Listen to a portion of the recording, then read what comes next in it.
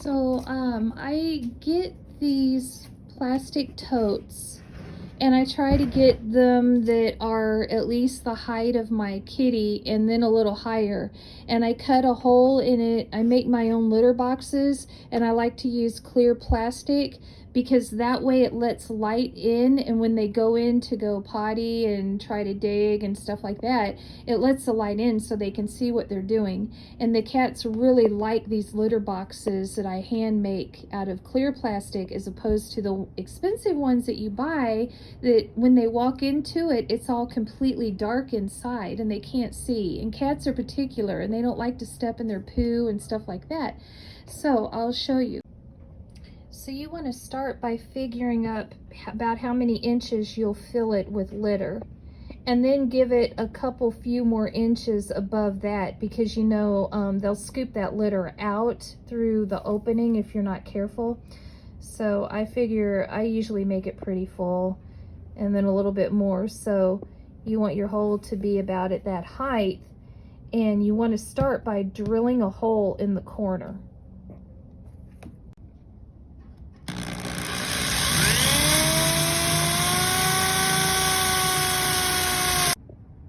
Then after you've got your hole started, you can use your jigsaw and get your blade down into that hole and start to cut your hole.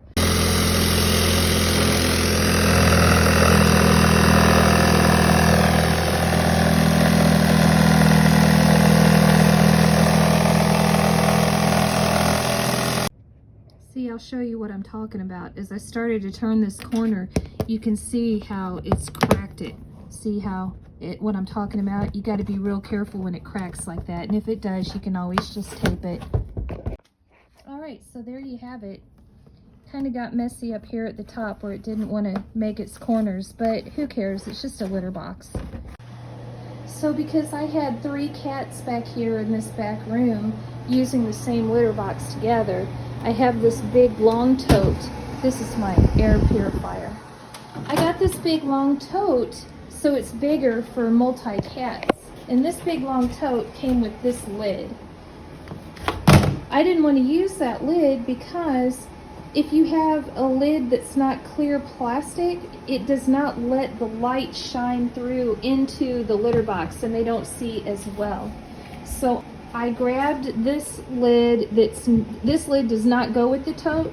So naturally it doesn't fit it, but it's wide enough that it overlaps over the 2 sides, and if I push it all the way back, it overlaps over the back, and then you've got this little part here where actually that works as a vent. But I'm going to take this out, dump it, get rid of it, throw it away, and I'm going to put this new tote in its place. But I'm not going to use this dark lid. I'm going to use a clear lid on top so it lets the light shine through so they can see. Okay, I just put litter in it. It's a lot shorter. It's going to be easier for me to take outside, clean out, that sort of thing. I've got their mat that they come out of it. You can see where it gathers the litter on the mat so it doesn't go all over the place. It's just a pain in the butt.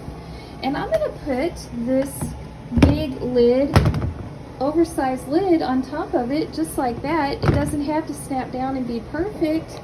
And I'm going to put the air purifier. See, the air purifier, it'll sit on here just fine and not cave in.